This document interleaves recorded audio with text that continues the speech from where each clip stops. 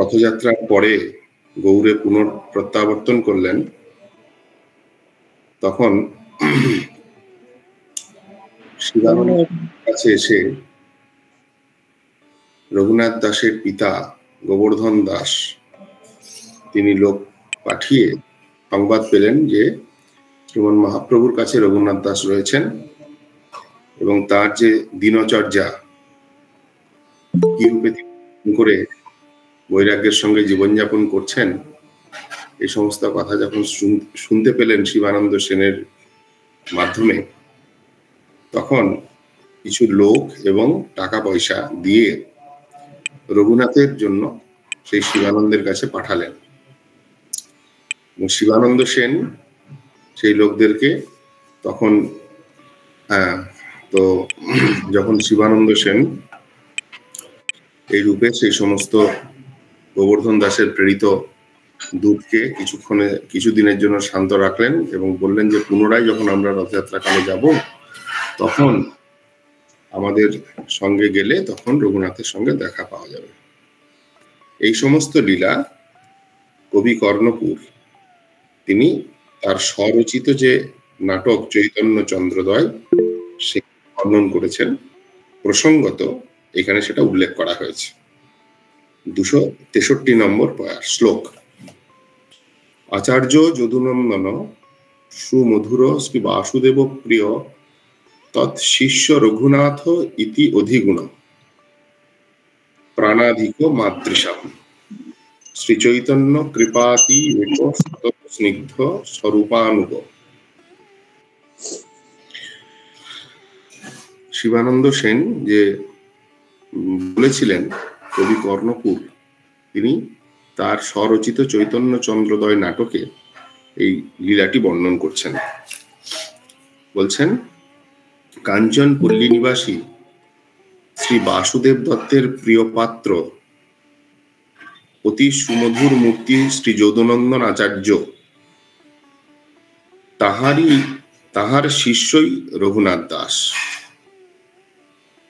শিষ্য অর্থে এখানে কিন্তু দীক্ষিত শিষ্যের কথা বলছেন না, যদুনন্দনের কৃপাপাত্র, তার কৃপাভাজন ছিলেন সেই যদুনন্দনের শিষ্য, অর্থাৎ আচার্যের দীক্ষিত শিষ্য নয়, যদুনন্দন আচার্যের কৃপাপাত্র বলে শিষ্য বলছেন সেই রঘুনাথ দাস।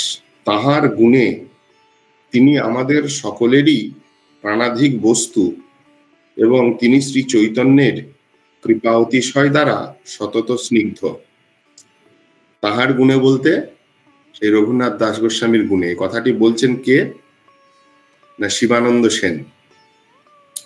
শিবানন্দ সেন বর্ণন করছেন সেই রঘুনাথের পিতা গোবর্ধন দাস তিনি যে সমস্ত লোকদেরকে পাঠিয়েছিলেন খবর নিতে, তাদের সামনে এইভাবে বলছেন যে এই রঘুনাথ যিনি বাসুদেব দত্তের প্রিয় পাত্র যে যদুনন্দন আচার্য, সেই যদুনন্দন আচার্যের কৃপাপাত্র রঘুনাথ দাস, তিনি তার গুণে আমাদের সকলেরই প্রিয়ভাজন হয়েছেন এবং তিনি মহাপ্রভুর কৃপা অতিশয় লাভ করে, অত্যধিক স্নেহবাৎসল্য লাভ করে তিনি স্নিগ্ধ এবং স্বরূপ গোস্বামীর প্রিয় ও বৈরাগ্য রাজ্যের একমাত্র নিধি স্বরূপ।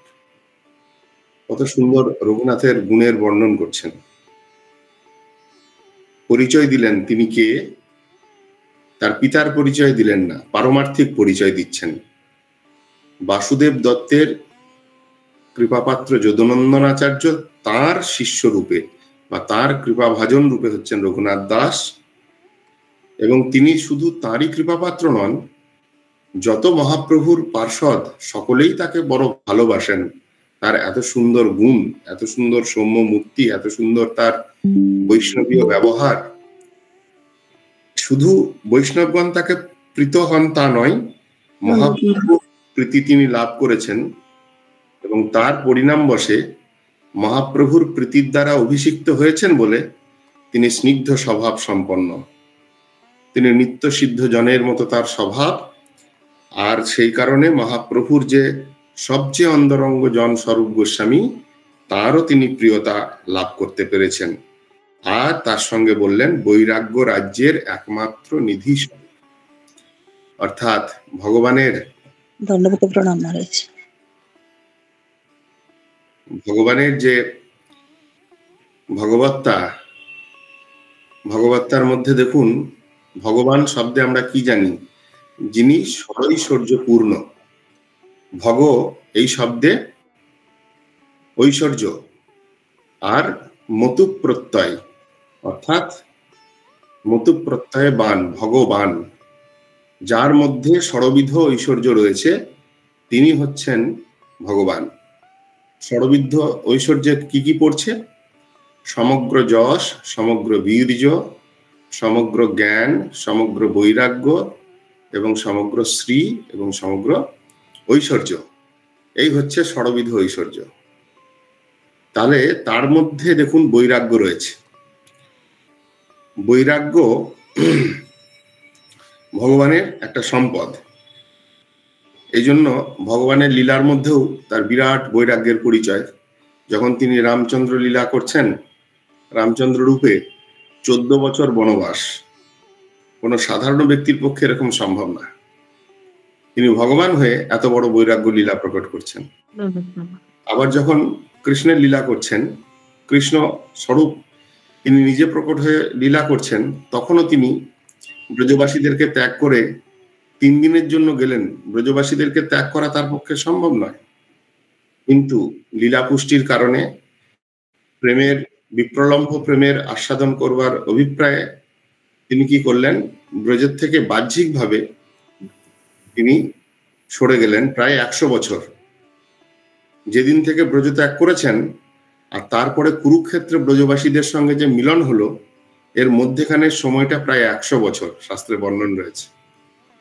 ভগবান কত বড় বৈরাগ্যবান! আর সেই কৃষ্ণচন্দ্রই যখন মহাপ্রভু রূপে এসে উদার মুক্তিতে লীলা করছেন, তখন তো তিনি বৈরাগী মূর্তি। সন্ন্যাসী বৈরাগী হইয়া ভ্রমি দেশে দেশে, তমুনা পাইল রাধা প্রেমের উদ্দেশ্যে। সেই রাধা প্রেম, ব্রজ প্রেমকে আস্বাদন করবার জন্য তিনি সন্ন্যাসী বৈরাগী হয়ে ভ্রমণ করছেন। এই জন্য মহাপ্রভু বা ভগবানের বৈরাগ্যবান যিনি হন, ভগবান তাকে অধিক প্রীতি করেন। আমরা গতকালকেই শুনছিলাম একটা পয়ার, 220 নম্বর পয়ারে বলছেন, মহাপ্রভুর ভক্তগণের বৈরাগ্য প্রধান, যাহা দেখি প্রীত হন গৌর ভগবান। বৈরাগ্য একটা সম্পদ, ভক্তি রাজ্যের একটা সম্পদ। এই বৈরাগ্যের শিক্ষা সর্বত্র রয়েছে। গীতার সাধারণ উপদেশের মধ্যেও বৈরাগ্যের শিক্ষা রয়েছে। হ্যাঁ, যখন অর্জুনকে ভগবান উপদেশ করলেন যে এই মন, যে মনের দ্বারা তুমি সংশয়াত্মক ভাবযুক্ত হয়ে নিজের কর্তব্য কর্ম থেকে বিরত হতে চাইছো, এই মনটাই হলো সবচেয়ে বড় দুষ্ট। এই মনকে যারা যারা রাজা করে চলে, তাদের জীবনে মঙ্গলের কোনো রাস্তা নেই। মন সংকল্প এবং বিকল্পাত্মক স্বভাব বিশিষ্ট।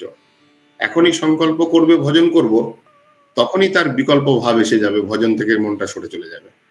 অতএব মনের কথা শুনলে হবে না। মন বড় দুষ্ট, মন বড় চঞ্চল। স্বয়ং প্রভুপাদও তিনি একটা কীর্তন রচনা করেছেন, যার প্রথম লাইন, ওরে দুষ্ট মন তুমি কিসের বৈষ্ণব। আবার ভক্তিবিনোদ ঠাকুর কল্যাণ কল্পতরুতে উপদেশের মধ্যে 19 খানা কীর্তন রচনা করে মনকেই উপদেশ করলেন। স্বয়ং রঘুনাথ দাস গোস্বামী, যার লীলা আমরা শুনছি, তিনিও মহাপ্রভুর শিক্ষায় শিক্ষিত হয়ে, স্বরূপ গোস্বামীর শিক্ষায় শিক্ষিত হয়ে, পরবর্তীকালে তার অনুভববেদ্য কথাগুলি তিনি মনশিক্ষার মধ্যেই গুম্ফিত করে গেলেন। অর্থাৎ নিজের মনকেই তিনি শিক্ষা দিচ্ছেন। এইভাবে মনকে যে শিক্ষা দেওয়ার কথা, সর্বত্রই শাস্ত্রে পুনঃ পুনঃ কীর্তিত হয়েছে। এখন গীতাতে যখন অর্জুনের মনের এইরকম বিরূপ অবস্থা, তখন ভগবান বললেন এই দুর্নিগ্রহ যে মন, তাকে কিভাবে সংযত করা যায়, উপায় বলছেন সহজভাবে। হ্যাঁ, চঞ্চল হি মনকৃষ্ণ প্রমাথি বলবদৃঢ়ম। অর্জুন প্রশ্ন করলেন, হে কৃষ্ণ, এই মনটা বড় চঞ্চল, প্রমত্ত একদম পাগলের হাতির মতো নাচতে থাকে, একে কন্ট্রোল করা যায় না। বলবৎ দৃঢ়ম, বিরাট শক্তিশালী, একে চাইলেও আমি সংযত করতে পারি না। তদুত্তরে ভগবান কি বলছেন? অসংশয় মহাবাহ মন দুর্নিগ্রহ। হে মহাবাহ, এই বিষয়ে কোনো সংশয় নাই। অসংশয় মহাবাহ কি? যে মনটা দুর্নিগ্রহ, মনকে নিগ্রহ করা সত্যি সত্যি কঠিন, ভগবান নিজে বলছেন। কিন্তু তার উপায় কি রয়েছে? প্রকৃতপক্ষে কি হয় না? হয়। বলছেন অভ্যাসেন তু কন্তেয় বৈরাগ্যেন চ গৃহ্যতে। অভ্যাস যোগ আর বৈরাগ্য যোগ দুটো ক্রিয়া। দেখুন, আমরা বিগত 3 দিনে কয়েকটাই প্রসঙ্গ শুনলাম। একটা জিনিস লক্ষ্য করেছেন কিনা যে সর্বত্রই কিন্তু অন্যায় এবং ব্যতিরেক ভাবে সাধনের শিক্ষা দেওয়া হচ্ছে। এই যে অভ্যাস এবং বৈরাগ্য, বৈরাগ্য যদি ব্যতিরেক সাধন হয়, অভ্যাসটা হচ্ছে অন্যায় সাধন। ভক্তির অনুকূল শিক্ষা অভ্যাস করা, এটা হচ্ছে অন্যায় সাধন। আমি শ্রদ্ধা করে হরিনাম জপ করব, আমি শ্রদ্ধা করে বিগ্রহ সেবা করব, আমি শ্রদ্ধা করে নাম তিলক সেবা করব, গুরু বন্দনা করব, জয় দেব, এইগুলো সব হচ্ছে অন্যায় সাধন। এগুলো হচ্ছে অভ্যাস, ভক্তির অনুকূল অভ্যাস। সৎ অভ্যাস যখন করতে থাকবো, এটা হচ্ছে অন্যায় সাধন। তার সঙ্গে বললেন বৈরাগ্যেন, এবং বৈরাগ্য এটা হচ্ছে ব্যতিরেক। ঠিক যেমন গতকালকেই মহাপ্রভুর উপদেশে আমরা শুনছিলাম, রঘুনাথ দাস গোস্বামীকে লক্ষ্য করে মহাপ্রভু বলছিলেন, গ্রাম্য কথা না শুনিবে, গ্রাম্য বার্তা না কহিবে, ভালো না খাইবে, ভালো না পড়িবে। এগুলো সব না না না নেগেটিভ, মানে ব্যতিরেক সাধন বলে দিলেন, বৈরাগ্যের সাধন বলে দিলেন। গ্রাম্য কথা বলবে না, গ্রাম্য কথা শুনবে না, ভালো খাবে না, ভালো পড়বে না, সব বৈরাগ্যের কথা। আর ঠিক তারপরে অন্যায় সাধন বলছেন। যেমন গীতাতে কৃষ্ণ বলছেন অভ্যাস, সেরকম মহাপ্রভু এখানে বলছেন অমানি মানদ হইয়া সদা কৃষ্ণ নাম লবে। তাহলে এই যে কথাটা বললেন, এটা হচ্ছে অভ্যাস। তাহলে দেখুন, গীতার কথা, কৃষ্ণের উপদেশ, আবার এখানে মহাপ্রভু উপদেশ করছেন রঘুনাথ দাস গোস্বামীকে। সর্বত্র দেখুন একটা লিঙ্ক কি সুন্দর রয়েছে, অন্যায় এবং ব্যতিরেক ভাবে সাধন। তাহলে বৈরাগ্যের নিধি স্বরূপ হচ্ছেন সেই যে বৈরাগ্য যার দ্বারা মহাপ্রভু প্রীত হন, সেই বৈরাগ্য জগতের একমাত্র নিধি। নিধি মানে কি? রত্ন, হ্যাঁ, অমূল্য সম্পদ। যদি মহাপ্রভুর ভক্তগণের মধ্যে বৈরাগ্য দেখা যায়, তো তার মধ্যে নিধি স্বরূপ হচ্ছেন রঘুনাথ দাস। কে বলছেন এটা? শিবানন্দ সেন বলছেন। কবি কর্ণপুর তিনি এইভাবে বর্ণন করেছেন শিবানন্দ সেনের উক্তিকে। নীলাচলে যাহারা বাস করেন, তাহাদের মধ্যে কেই বা তাহাকে না জানেন। তিনি তার এই বৈরাগ্য গুণে মহাপ্রভুর স্নেহ বাৎসল্য লাভ করে, স্বরূপ গোস্বামীর প্রিয়তা লাভ করে এতটাই প্রসিদ্ধ হয়েছেন যে নীলাচল ক্ষেত্রে এমন কেউ নেই যিনি এই রঘুনাথ দাস গোস্বামীকে জানেন। এই কথা বলে আবার বলছেন রঘুনাথের অতুল্য সৌভাগ্য, তার সৌভাগ্যের বর্ণনা করছেন। য সর্বলোকৈক মনোভিরুচ্চা সৌভাগ্য ভূ কাচিদ অকৃষ্টপচ্চা যত্রায়ম আরোপণ তুল্য কালম তৎপ্রেম সাক্ষী ফলবান তুল্য। অর্থাৎ যিনি সর্বলোকের মনোভিরুচি দ্বারা, অর্থাৎ সর্বলোকের চিত্তের আনন্দ বর্ধনের দ্বারা কোন এক অকৃষ্ট পর্যা, অর্থাৎ শত প্রকটিত সৌভাগ্যের ভূমি বা আধার স্বরূপ হইয়াছিলেন, যাহাতে বীজ সমারোপণ সময়েই শ্রীমান মহাপ্রভুর অতুল্য বা অনুপম প্রেম সাক্ষী বৃক্ষ ফলবান হইয়াছিল। রঘুনাথ দাস গোস্বামীর গুণ বলতে গিয়ে বলছেন রঘুনাথ দাস গোস্বামী প্রকৃতপক্ষে অকৃষ্টপচ্চা, অর্থাৎ তিনি শতপ্রকটিত স্বমহিমায় স্থিত যেন নিত্যসিদ্ধ পার্ষদ। একদম যেমন একটা কোনো বীজ রোপণ করলে ভূমিতে যদি জমিটা প্রস্তুত হয়ে থাকে, আমরা যখন চাষ করি, কোনো কিছু গাছ লাগাই বা কোনো বৃক্ষ রোপণ করি, তার পূর্বে ভূমিটাকে তৈরি করি, জমি প্রস্তুত করি। প্রস্তুত জমির উপরে বীজ রোপণ করলেই অতি শীঘ্র তার থেকে বৃক্ষ, সেই বীজ বৃক্ষ অঙ্কুরোদ্গমের দ্বারা বৃক্ষ রূপ ধারণ করে এবং তার থেকে ফল দান করে।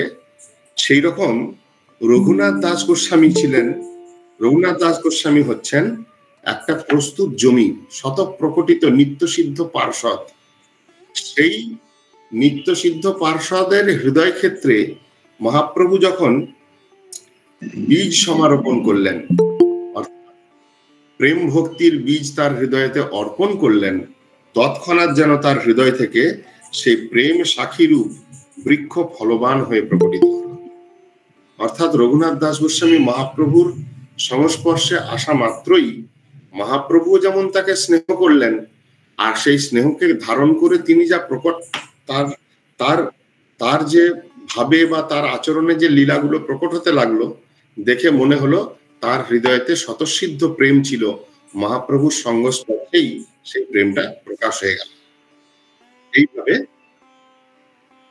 শিবানন্দ সেন যেভাবে বর্ণন করেছিলেন, এইরকম ভাবে কবি কর্ণপুর চৈতন্য চন্দ্রোদয় নাটকে এই দুটি শ্লোকের দ্বারা রঘুনাথ দাস গোস্বামীর মহিমা কীর্তন করেছেন। তারপরে বলছেন, শিবানন্দ জয়ছে সেই মনুষ্যে কহিলা, কর্ণপুর সেই রূপে শ্লোক বর্ণিলা। যেভাবে শিবানন্দ সেন ঠিক বর্ণন করেছিলেন, ঠিক সেইভাবেই কবি কর্ণপুর এই শ্লোক দুটিকে রচনা করলেন। বর্ষান্তরে শিবানন্দ চলে নীলাচলে, রঘুনাথের সেবক বিপ্র তার সঙ্গে চলে। সেই বিপ্র ভৃত্য 400 মুদ্রা লইয়া, নীলাচলে রঘুনাথে মিলিলা আসিয়া।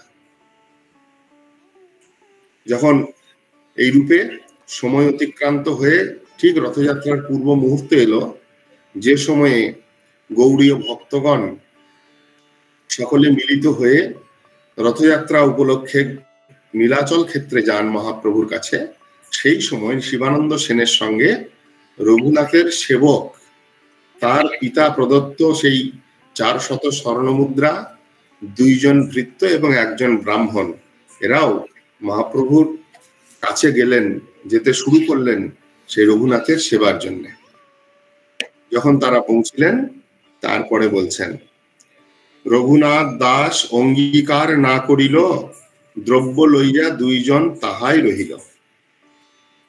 যখন রঘুনাথের কাছে গিয়ে উপস্থিত হয়ে সমস্ত বস্তুগুলো দিতে গেলেন, রঘুনাথ কোনোভাবেই সেই সমস্ত দ্রব্য গ্রহণ করলেন না।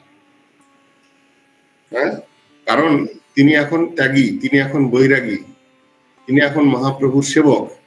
অতএব তার গৃহ থেকে প্রদত্ত দ্রব্য বা বিষয়ের দ্রব্য তিনি স্বতন্ত্রভাবে গ্রহণ করতে পারেন না। এই শিক্ষা দেওয়ার জন্য মহাপ্রভুর অন্তরঙ্গ পার্ষদ রঘুনাথ দাস গোস্বামী তিনি এই লীলা করলেন। এবং যখন তিনি অঙ্গীকার করলেন না, তখন তার ওই সমস্ত সেবকগুলো ওখানে অপেক্ষা করতে লাগলেন। অনেকদিন এরকম যখন কাটাইলেন, তখন বলছেন, তবে রঘুনাথ করি অনেক যতন, মাসে 2 দিন কইলা প্রভুর নিমন্ত্রণ। রঘুনাথ দাস চিন্তা করলেন, আমার বাবা লোক পাঠিয়েছে, অর্থ পাঠিয়েছে আমাকে সেবা করার জন্য, কিন্তু এই সেবার অধিকারী কে? এই সেবার অধিকারী হচ্ছেন একমাত্র মহাপ্রভু। দেখুন কত সুন্দর শিক্ষা। আমরা অনেকের মধ্যে এরকম প্রশ্ন আসে, আমাকেও 2-1 জন প্রশ্ন করেছেন আমাদের ভক্তগণের মধ্যেই, যে আমরা পাঠ করতে যাই মহারাজ, অনেকে শ্রদ্ধা করে কিছু দেন, কিছু দ্রব্য দেন, কিছু অর্থ দেন। অর্থগুলো তো আমরা এনে দিই গুরুদেবের কাছে, কিন্তু দ্রব্যটা কি করব? ওইটা তো গুরুদেবের কাছে আস্তে আস্তে নষ্ট হয়ে যায়, পচে যায়।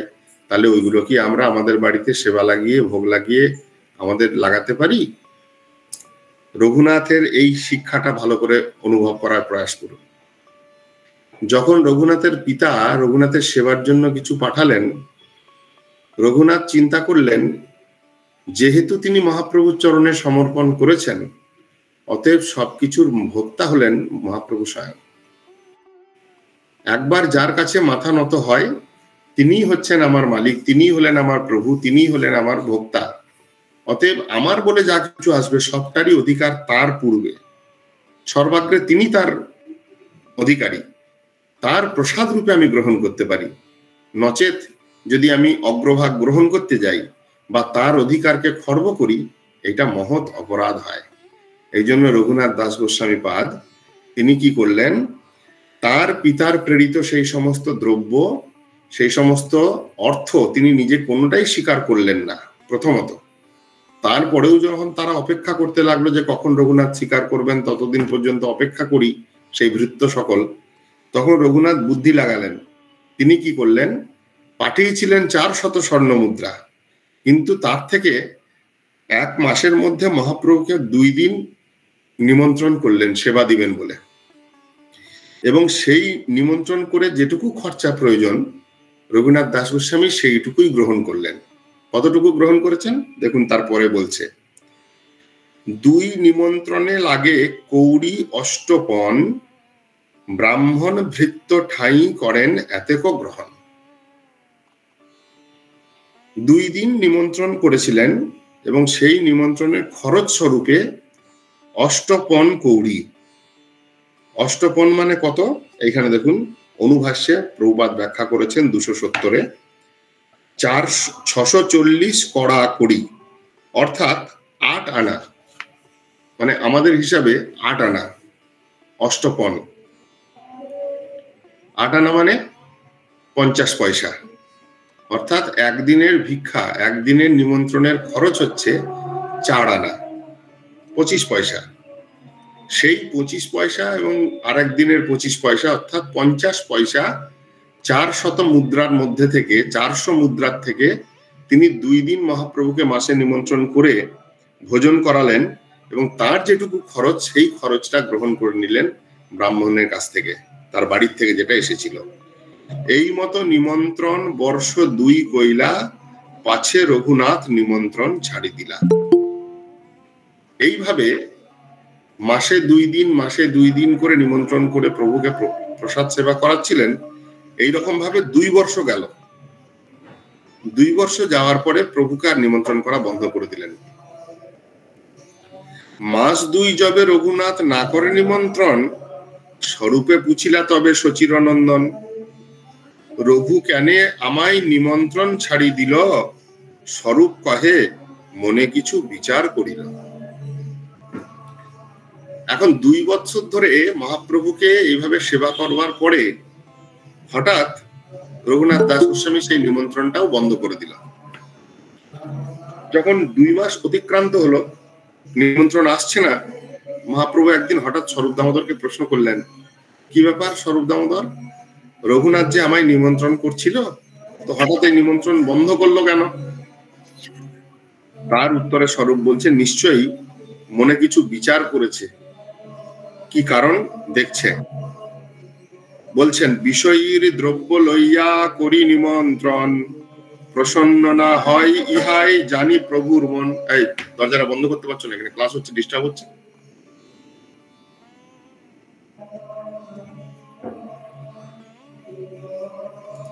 বিষয়ীর দ্রব্য লইয়া করি নিমন্ত্রণ, প্রসন্ন না হয় ইহাই জানি প্রভুর মন।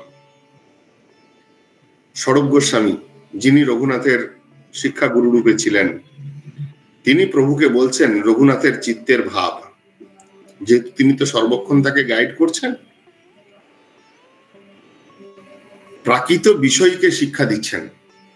যারা ভজনহীন, যারা কেবল বিষয়ে প্রমত্ত, রঘুনাথের এই লীলার দ্বারা তাদেরকে শিক্ষা দেওয়া হচ্ছে। কি শিক্ষা? ভোক্তা অভিমানী বিষয়ীর ভোগ্য জড়দ্রব্য কখনোই চিন্ময় বিষ্ণু ভোগ্য নহে। যাদের মধ্যে দাস অভিমান নাই, যারা নিজেকে ভগবত দাস বা গুরুদাস বলে অভিমান করতে পারেন না, যারা অন্তরে অন্তরে নিজেকেই ভোক্তা বলে মনে করেন, এই রকম যারা বিষয়ী, সেই বিষয়ীর প্রদত্ত দ্রব্যসমূহ কখনোই ভগবানের সেবার উপকরণ হতে পারে না। এই কারণে রঘুনাথ দাস গোস্বামী 2 বছর ধরে নিমন্ত্রণ করবার পর সেই অর্থ দিয়ে ভগবত সেবাটা অযোগ্য এই চিন্তা করে এবং তাদেরকে শিক্ষা দেওয়ার জন্য তিনি এই নিমন্ত্রণ বন্ধ করে দিলেন। কারণ এই অর্থটা যারা প্রেরণ করেছেন, অর্থাৎ তার পিতা, তার জ্যাঠা, এনারা প্রকৃতপক্ষে শুদ্ধ বৈষ্ণব ছিলেন না, এনারা বৈষ্ণব প্রায় ছিলেন। অতএব শুদ্ধ বৈষ্ণব না হলে, কেবল বৈষ্ণব আভাস ভাবযুক্ত হয়ে কখনোই সেটা হরি সেবায় লাগতে পারে না। এই জন্য প্রাথমিক ভূমিকায় একটু সেবা লাগালেও তিনি বিচারপূর্বক 2 বছর পরে সেই সেবা বন্ধ করে দেওয়ার দ্বারা যারা বিষয়ী ভাবযুক্ত, যারা ভোক্তা অভিমানী, যাদের মধ্যে পরিপূর্ণভাবে দাস অভিমান আসে নাই, এই রকম জীবকে বা সাধককে শিক্ষা দেওয়ার জন্য রঘুনাথ দাস গোস্বামী এই লীলা প্রকট করলেন। 2 বছর পরে মহাপ্রভু নিমন্ত্রণটা বন্ধ করলেন এবং যখন মহাপ্রভু স্বরূপকে জিজ্ঞেস করছেন যে কেন এরকম হলো, স্বরূপ দামোদর রঘুনাথের হৃদয়স্থ ভাবকে মহাপ্রভুর সামনে এই বলে প্রকট করছেন, বিষয়ীর দ্রব্য লইয়া করি নিমন্ত্রণ, প্রসন্ন না হয় ইহাই জানি প্রভুর মন। এতে প্রভু প্রসন্ন হচ্ছেন না, ভগবান এটাতে সন্তুষ্টি হচ্ছেন না, এইটা অনুভব করে রঘুনাথ সেবাটা বন্ধ করিয়েছেন। মোর চিত্ত দ্রব্য লইতে না হয় নির্মল, এই নিমন্ত্রণে দেখি প্রতিষ্ঠা মাত্র ফল। দেখুন, বিরাট বড় শিক্ষা এই একটা পয়ারে রয়েছে। ভগবান কোনোদিন অহংকারকে সহন করেন না। যার মধ্যে প্রতিষ্ঠার মল হৃদয়ে মলিন হয়ে রয়েছে, এই রকম প্রতিষ্ঠাযুক্ত সেবা ভগবানের হৃদয়কে প্রসন্ন করে না। সেই কারণে রঘুনাথ দাস গোস্বামী তার পিতার প্রেরিত ওই সমস্ত অর্থ যে দিয়ে তিনি সেবাটা করছিলেন হঠাৎ ভাবে বন্ধ করে দিলেন। কত সুন্দর কথা, মোর চিত্ত দ্রব্য লইতে না হয় নির্মল। ওই মলযুক্ত, প্রতিষ্ঠার মলযুক্ত যে দ্রব্য, সেই দিয়ে যদি ভগবত সেবা হয় তাহলে ভগবান অসন্তুষ্ট হন, সন্তুষ্ট হয় না ভগবানের হৃদয়টা। অতএব আমারও চিত্তটা নির্মল হবে না, এই নিমন্ত্রণে দেখি প্রতিষ্ঠা মাত্র ফল। রঘুনাথ চিন্তা করছেন, মহাপ্রভুকে আমি সেবা করাচ্ছি, কিন্তু এই সেবার দ্বারা কেবল প্রতিষ্ঠা কামিতাই আমার হবে, এর থেকে বেশি কিছু হবে না। এই চিন্তা করে তিনি যাতে প্রতিষ্ঠার যে নোংরা, সেইটা যাতে হৃদয়কে কলুষিত না করে, সেই জন্য নিজের পিতার প্রদত্ত দ্রব্যের দ্বারা মহাপ্রভুর সেবাটা বন্ধ করালেন। তিনি এখন ত্যক্ত গৃহী, অতএব পিতার প্রদত্ত দ্রব্যের উপর তার কোনো অধিকার নাই। পিতা যদি মহাপ্রভুর সেবার জন্য পাঠাতেন তাহলে অতটা ক্ষতি হতো না, কিন্তু পিতা পাঠিয়েছিল কেবল নিজ পুত্র সেবার জন্য। এখানে জড়ীয় ভাবযুক্ত হয়ে, বিষয়ী ভাবযুক্ত হয়ে, যে আমার ছেলেটা, আমার জমিদার বংশের আমার ছেলে, সে কিনা জগন্নাথের সিংহদ্বারে দাঁড়িয়ে দুহাত পেতে ভিক্ষা করে করে খাচ্ছে, আমার এত টাকা করি, ধন সম্পদ, অথচ আমার ছেলেটা খেতে পাচ্ছে না, এই চিন্তা করে পাঠিয়েছিল। অতএব এখানে বিষয়ী সম্বন্ধ, এখানে পিতা পুত্রের সম্বন্ধ, এখানে জড়ীয় সম্বন্ধ, সেই সম্বন্ধের দ্বারা যে দ্রব্যটা পেল, সেই দ্রব্য দিয়ে মহাপ্রভুর সেবা হবে না, উল্টে সেটা একটা প্রতিষ্ঠার কারণ হবে। ওই জন্য রঘুনাথ দাস গোস্বামী নিজেকে সেখান থেকে মুক্ত করবার জন্য মহাপ্রভু 2 মাস ধরে নিমন্ত্রণ করে সেবা করালেও তারপরে বন্ধ করে দিলেন। দেখুন, অনুভাষ্যে প্রভুপাদ বলছেন এই শ্লোকের ব্যাখ্যা 275, অহং মম অভিমান যুক্ত জড় ভোক্তা প্রাকৃত বিষয়ীর ভোগ্য অর্থ দ্বারা জরাতীত সচ্চিদানন্দ বস্তু হরিগুরু বৈষ্ণবের সেবা করিতে চেষ্টা করিলে প্রতিষ্ঠা মাত্র ফল লাভ হয়, বাস্তবিক অপ্রাকৃত হরিগুরু বৈষ্ণবের সেবা হয় না। অহং মম ভাবযুক্ত যাদের সেবা, অহং মম অভিমানযুক্ত, জড় ভোক্তা অভিমানযুক্ত যারা প্রাকৃত বিষয়ী, তাদের অর্থ দিয়ে যদি আমি হরিগুরু বৈষ্ণবের সেবা করতে যাই, তাহলে ওটা কোথাও না কোথাও আমার প্রতিষ্ঠারই বৃদ্ধি করাবে, প্রকৃত সেবা হবে না। যে সেবার দ্বারা হরিগুরু বৈষ্ণবের সন্তুষ্টি বিধান হয় সেই রকম সেবা হবে না। সেই কারণে ওটা কি হলো না, বললেন যে হরিগুরু বৈষ্ণবের সেবা হয় না, উল্টে কেবলমাত্র প্রতিষ্ঠা মাত্র ফল লাভ হয়। একান্ত শরণাগত হইয়া অর্থাৎ সম্পূর্ণ আত্মনিবেদন পূর্বক নিত্য মঙ্গলেচ্ছু জীবের নিজ অর্জিত সমস্ত অর্থ দ্বারা এবং কায়মন বাক্য প্রাণে অপ্রাকৃত হরিগুরু বৈষ্ণবের সেবা করা কর্তব্য। যারা হরিগুরু বৈষ্ণবের সেবা করতে চান তারা কিভাবে করবেন? ঐকান্তিক শরণাগত হবেন, নিজে সম্পূর্ণরূপে আত্মনিবেদন করবেন এবং নিজ অর্জিত সমস্ত অর্থ দিয়ে কায়মন বাক্যে হরিগুরু সেবা করবেন। যদি গৃহস্থ হন তিনি নিজের অর্জিত অর্থ দিয়ে করবেন, আর যদি ত্যাগী হন তাহলে নিজে ভিক্ষাবৃত্তি অবলম্বন করে ভিক্ষাবৃত্তির দ্বারা অর্থ উপার্জন করে সেই অর্থ দ্বারা হরিগুরু বৈষ্ণবের সেবা করবেন। এইটাই বিধান। নাকি একটা জড়ীয় ভাবযুক্ত হয়ে কোনো একটা অর্থ পেলাম সেইটা দিয়ে সেবা করলাম, সেটা প্রকৃত সেবা হয় না, সেটা প্রতিষ্ঠা মাত্র লাভ হয়। যে প্রতিষ্ঠাটা ভক্তি জগতের চরম বাধক। লাভ, পূজা, প্রতিষ্ঠা, জীব হিংসন, নিষিদ্ধাচার, কুটিনাটি এসব হচ্ছে ভক্তি জগতের মল সদৃশ। জীবের হৃদয় রূপ সুন্দর পবিত্র ক্ষেত্র, যেখানে গুরুদেব ভক্তির বীজ অর্পণ করেন, সেখানে আগাছা তুল্য হচ্ছে এই সমস্ত বস্তু। এই জন্য এমন কোনো আচরণ করা যাবে না যার দ্বারা এগুলোর বৃদ্ধি হয়। যদি এগুলো বেড়ে যায় তাহলে কি বলছেন, সেক জল পাই উপশাখা বাড়ি যায়, স্তব্ধ হইয়া মূল শাখা বাড়িতে না পাই। যারা এই চৈতন্য চরিতামৃত ক্লাস 3 বছর ধরে করছেন নিশ্চয়ই এই কথাটা শুনেছেন। রূপশিক্ষা প্রসঙ্গে মহাপ্রভুই বলছেন, সেক জল পাইয়া উপশাখা বাড়ি যায়। শ্রবণ কীর্তন রূপী যে সেক জল শ্রবণ কীর্তন করছে, কিন্তু যদি এই লাভ, পূজা, প্রতিষ্ঠার বাসনাকে দমন করতে না পারে, যদি উপশাখাগুলোকে প্রথমেই ছেদন করতে না পারে, যেমন একটা গাছের গোড়ায় আগাছা জন্মায়, যদি আগাছাটাকে তুলে না ফেলা হয়, জল দিতে দিতে আগাছাগুলোই বেড়ে যাবে, মূল গাছটা স্তব্ধ হয়ে যাবে। সেই জন্য বলছেন, তুমি যদি প্রথমেই উপশাখার করয় ছেদন, যদি এই সমস্ত লাভ, পূজা, প্রতিষ্ঠার বাসনাগুলোকে ছেদন করতে না পারো, তাহলে কি হবে? সেক জল পাইয়া উপশাখা বাড়ি যায়। তুমি এদিকে শ্রবণ কীর্তন করছো, শ্রবণ কীর্তন রূপ জল দান করছো গাছের গোড়ায়, কিন্তু ক্রমে ক্রমে তোমার উপশাখাগুলোই বেড়ে যাবে। লাভ, পূজা, প্রতিষ্ঠা, নিষিদ্ধাচার, কুটিনাটি, জীব হিংসন এই সমস্ত বস্তুগুলোই বেড়ে যাবে, আর স্তব্ধ হইয়া মূল শাখা বাড়িতে না পায়।